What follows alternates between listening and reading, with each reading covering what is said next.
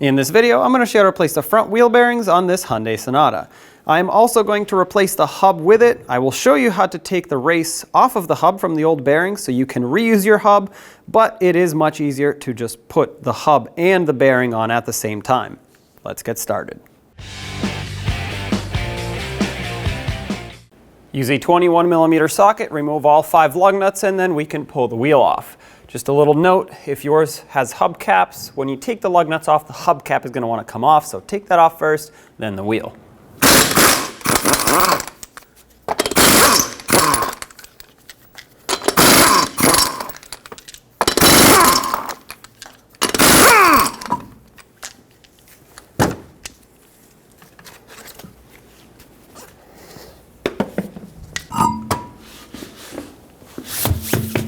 Let's remove the axle nut. The cotter pin locks it in, so we're going to take some cutters, straighten this out, punch it through.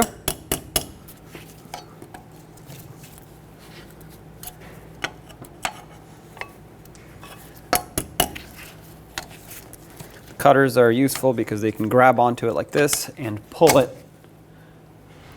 straight out. Discard the cotter pin. You don't want to reuse these. Now take a 32mm socket, loosen up the axle nut. If you don't have an impact to do this, what you can do is use a breaker bar and a pry bar right between the lug studs. That's going to prevent the hub from spinning as you loosen it with the breaker bar. Take that off. There's also a lock washer behind here. Take this off as well. Now make sure the axle pushes through the hub. If it's seized, take a punch and a hammer and punch it right in the center. The vibrations are going to break it free. Mine moves, so I'm good to go. On the back of the knuckle, you'll see this 12mm headed bolt that holds the brake hose and the ABS wire onto the, well, back of the knuckle. So we have to remove these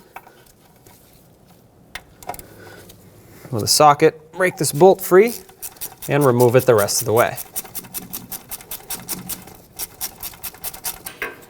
With the bolt out, we can move these aside.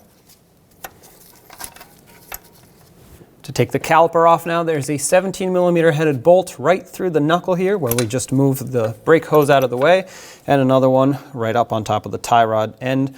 Let's take both of these out so we can pull the caliper and bracket assembly off the knuckle.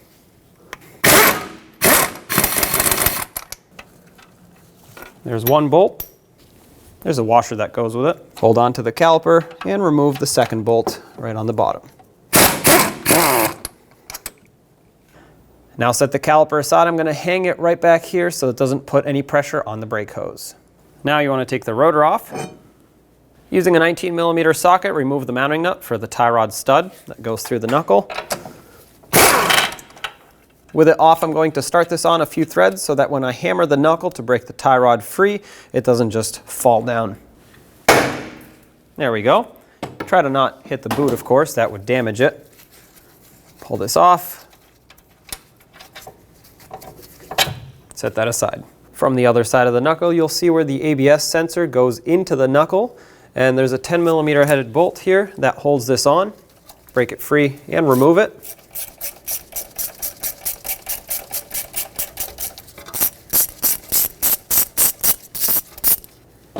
With that set aside, usually you can grab some pliers, grab onto the ABS sensor, twist it, and pull it right out. Hopefully yours isn't stuck in the knuckle. Sometimes that happens, and if it is, you just have to stick a screwdriver in on the side of it the best you can without prying it sideways, because that'll break it, and just lift it right up and out of the knuckle as you twist it sideways with the pliers. Now at the upper ball joint, we need to remove the cotter pin so that we can remove the mounting nut that holds it in. You can use some cutters, grab onto the end, and basically pry it through.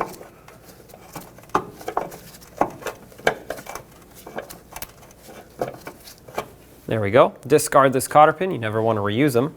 Use a 17mm socket, remove this mounting nut. I'm going to put it back on just a few threads so that when I hammer this to break the stud free, these don't fly apart, and I can actually control when it separates. Use a hammer right on the end of the knuckle right here. Careful not to hit the boot.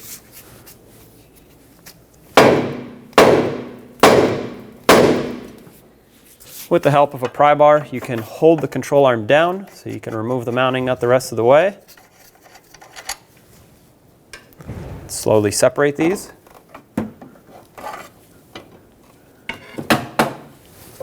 Pull the knuckle forward. As you pull the knuckle forward, make sure the axle slides out, just like that. And now there are 2 bolts on the bottom that we have to remove for the ball joint. They're 17 millimeter in size, 1 on each side.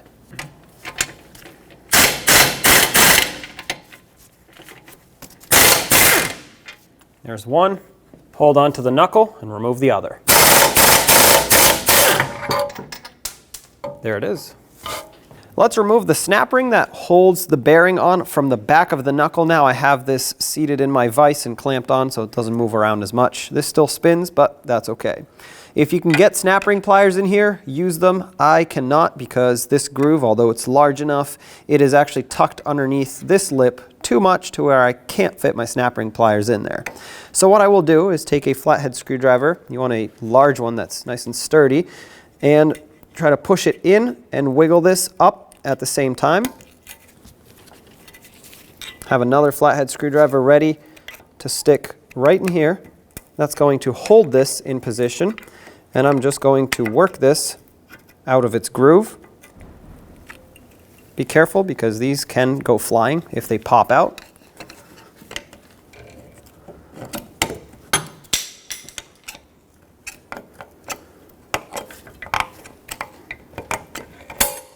And there it is. Set this aside. Inspect it, of course. You can reuse these if they're in good condition. This one looks like it's in very good shape, so I can reuse it. If it's in poor condition, always source a new one. I have my knuckle set up in the press. There are different tools that you can use if you don't have a hydraulic press, but whatever you do, we have to press the hub out through the front. So I have it set up with some thick plates on a rotor. That way I have plenty of clearance going down. I have a 34 millimeter socket that fits inside the bearing, and that's going to press the hub down, and a little spacer on top, take up some space that I have here.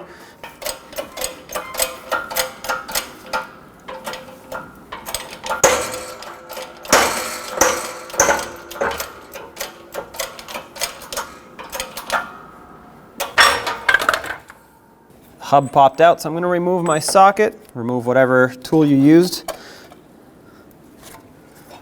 There's the hub. Set that aside. Now in order to reuse this hub, we have to get this inner race off of it because this is obviously from the old bearing. And there are multiple ways of doing this. If you have an oxygen acetylene torch, you could put this on a spinner, heat it up as it spins, and it will literally just fall off. Or you can cut a slit in it, and break it basically, kind of split it apart a little bit and then drive it off with a chisel. This is the way I'm going to do it because most people will have a cutoff wheel and a chisel or a hammer rather than an oxygen acetylene torch. So I'm going to show you that way.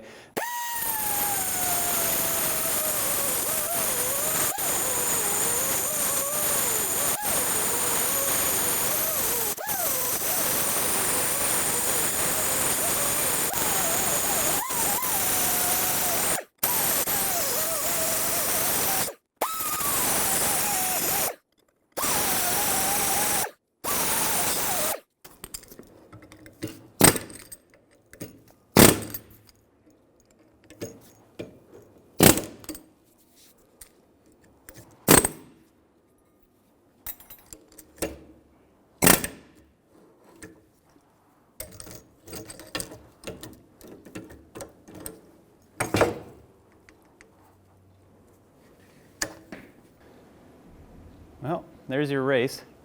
That's where I cut through and the rest split over here. You can see there's a little nick on the hub, but that's okay. That's no big deal. You can just put a race over it. If it has sharp areas, just sand it a little bit, make it flat, but this one's just fine. Now, I will actually be using a brand new hub for this video, but I wanted to show you how to get this off.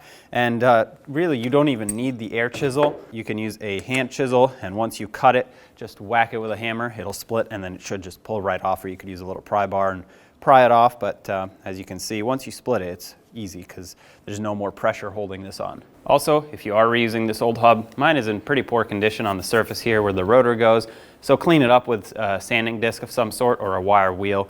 You want it as nice and as flat as possible, and then of course coat it, but that applies to a new hub as well. The important part is that you clean it.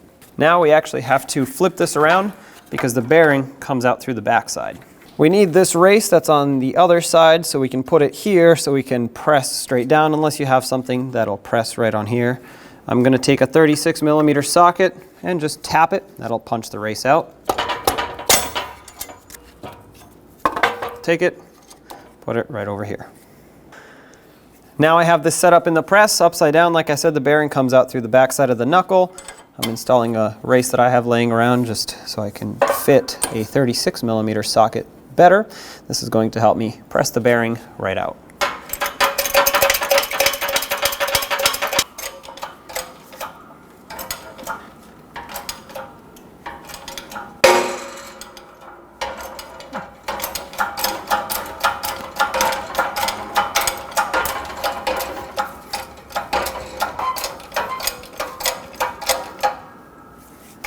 That's bottomed out up against my spacer, so I'm going to pull this off, space it out a little bit more, and finish pressing it out, but bearing's coming out nice and smooth. There it goes. Take the knuckle off. There's the bearing. Make sure that this area is clean and free of debris where the new bearing is going to sit. I'm just going to wipe off all of the penetrant that I have in here, as well as the ridge for the snap ring. If the ridge is rusted, you want to take a wire brush or a wire wheel and clean it out. It's going to be a whole lot easier to do it now than when the bearing is installed. Take the wheel bearing. It does not have a direction. This is non-directional, so there's no magnet on either side. The ABS sensor reads off of the CV axle. So drop it down in position, and then I'm going to take the old bearing and I'm going to take the side that doesn't have an inner race and put it right up on top of the new bearing. What this does is it helps me press on the outer race of the new bearing, not on the inner race, so we don't damage anything. And then of course I'm going to put some spacers in here to take up the slack. If it feels like it's getting stuck, it's not going in straight, so back off, pull it out if needed, and try again. You don't want to damage the new wheel bearing or even the knuckle.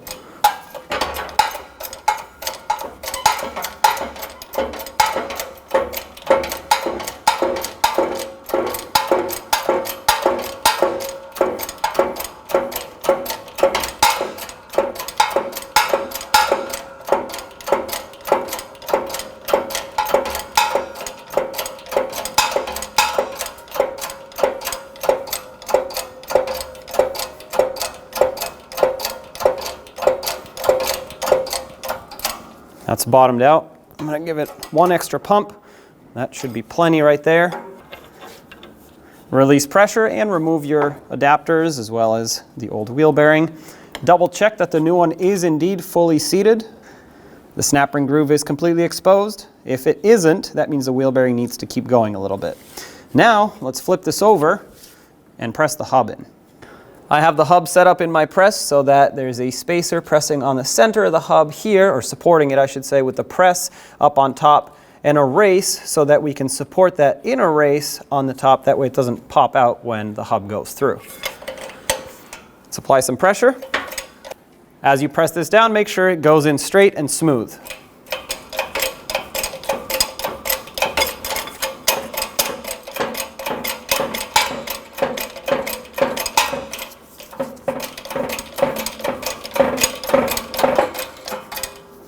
That just bottomed out. I'm going to give it one extra pump. Everything feels perfect. I'm going to release pressure.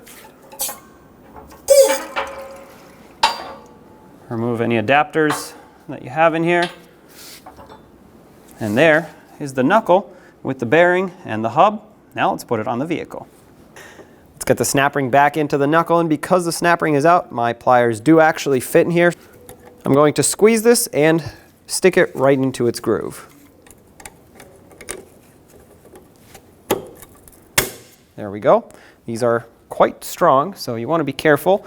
Now what you want to do is take a punch and a hammer and just tap the snap ring down, because if it's not 100% seated, it's not going to be locked in the best it can. But tapping it down ensures that it is.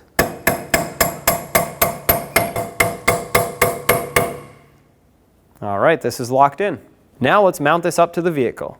Get the axle through the hub, line up the knuckle with the ball joint, and there isn't really anything that's going to make it stay lined up. You just have to start the bolt in while holding it.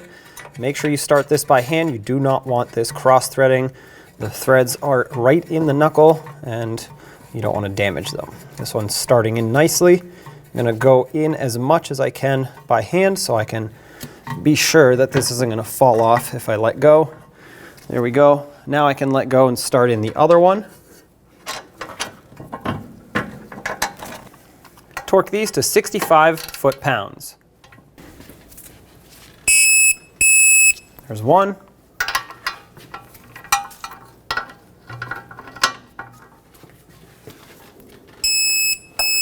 And the other. You want to add anti-seize to the splines of the axle before you fully seat it into the hub. Mine is already coated, so I'm going to leave it. This will just prevent it from getting stuck in the hub in the future. Guide it in to the splines. You might have to spin it and wiggle it, push it through, and push the knuckle up. Let's reinstall the upper ball joint into the knuckle. Use a pry bar to pry the ball joint back into the knuckle. Once you have it through, put your mounting nut on. Just bring it in as far as you can. Let's tighten it up. 33 foot-pounds is the torque for this mounting nut. It's going to spin, that's normal.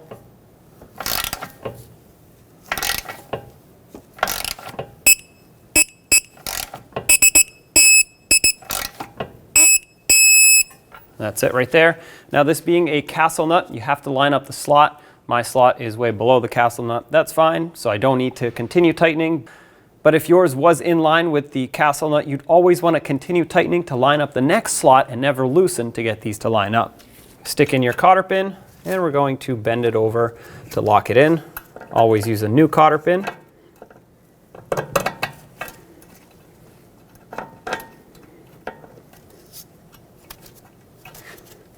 This one that I have is extra long, so I'm going to cut off the excess.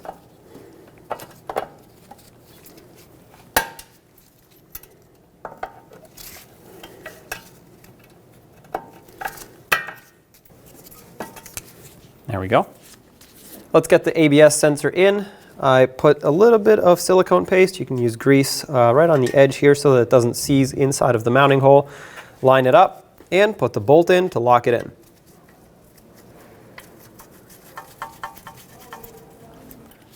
Once this is bottomed out, snug it just a little bit. That's bottomed out right there. Give it 1/8 of a turn at most. That's all you want. This is a small bolt holding onto plastic and you don't want to break or strip anything out. Apply a little bit of anti-seize to the surface of the hub right where the rotor mounts. I know it's clean and rust-free, but you always want to protect it to prevent it from rusting in the future. Also go right around the center here. Try to avoid getting it on the lug studs. You want those threads to stay nice and dry. If you get a little bit on there, no big deal, just wipe it off. But focus on the surface of the hub, like I said, to keep it corrosion-free. You don't need a lot. A little bit goes a long way because if you put too much, it'll actually squeeze out when you put the rotor on and it'll start flinging everywhere, and you want to avoid that. Put the tie rod into the knuckle, push it through all the way, install the mounting nut, snug it up, and let's torque this to 25 foot-pounds. That's it right there. I have a locking nut, but if you have a castle nut with a cotter pin, keep turning the nut until you line up the next slot so you can stick your cotter pin through and then bend it over to lock it in. When using a rotor that has debris and rust on the inside, you want to sand it down so it's nice and flat. My rotor is actually new, so I'm just going to slide this on. Slide the rotor back on. Slide the caliper with the bracket and pads right over the rotor. Hold it in position and start one of the bolts in. Make sure the bolt has the lock washer installed on it, and once you get it started, start in the other one. All right, with both of them started, let's bottom them out.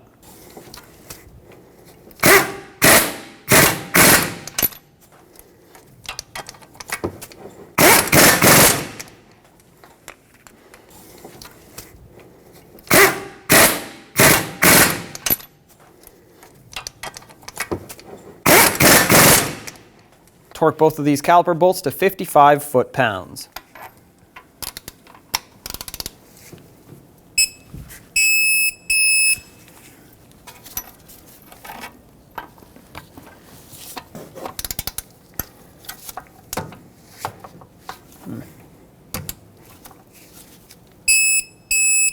All right, let's reattach the two brackets. One holds the brake hose and the other one the ABS wire. They go right into that threaded hole on the knuckle.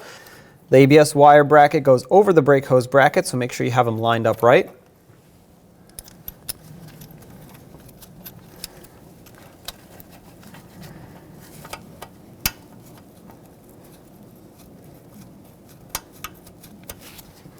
Get that bolt started. Once you have it started, snug it up.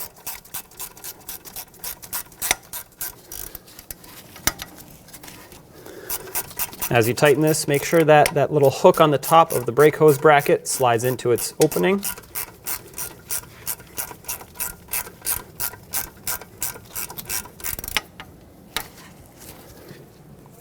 This is bottomed out. Just going to give it a little bit extra. That's all it takes. These are small brackets and you don't want to damage that bolt. Let's install the washer that goes over the axle and then the axle nut. Thread this on. Use a 32mm socket, bottom it out and snug it.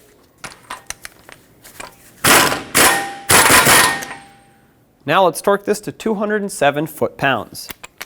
To prevent the hub from spinning, I'm going to use a pry bar, put it right between the lug studs.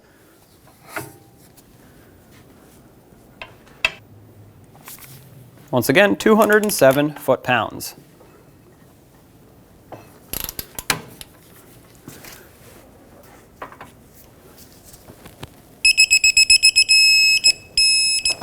That's it right there. Remove the pry bar. This being a castle nut, you should tighten in order to line up the next slot if your slot doesn't line up. Now the axle does have 2 holes. This one is very close to being lined up. So I definitely can't tighten it any more than this. It is very tight already. So I'm going to slide the cotter pin in, and I know that it's not going to just slide right in, but I'm going to help it along with a hammer, especially now that it's in the way of this lug stud.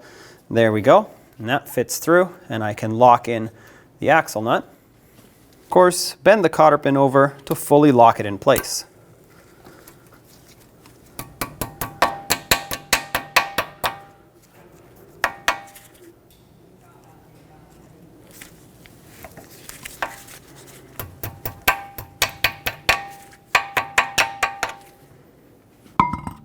Let's get the wheel back on. If your wheels had hubcaps, you're going to want to put them on now because the lug nuts go over and clamp everything together. Just make sure you line up the cutout for the valve stem with the valve stem, of course, otherwise it won't fit on properly. And now start in all 5 of your lug nuts. We'll bottom them out and torque them to 79 foot-pounds in a cross pattern to seat the wheel properly.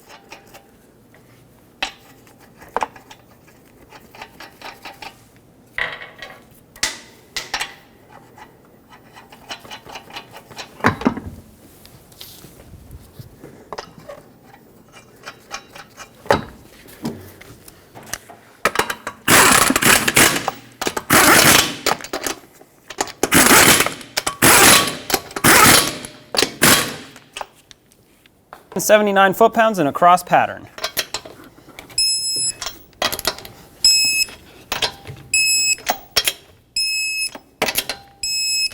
Double check them. After finishing this repair, it's important to have an alignment done on your vehicle. When only the best will do, demand TRQ. The only company that lets you view before you do. TRQ is committed to offering the highest quality aftermarket auto parts that are engineered for peace of mind. Thanks for using and viewing with TRQ.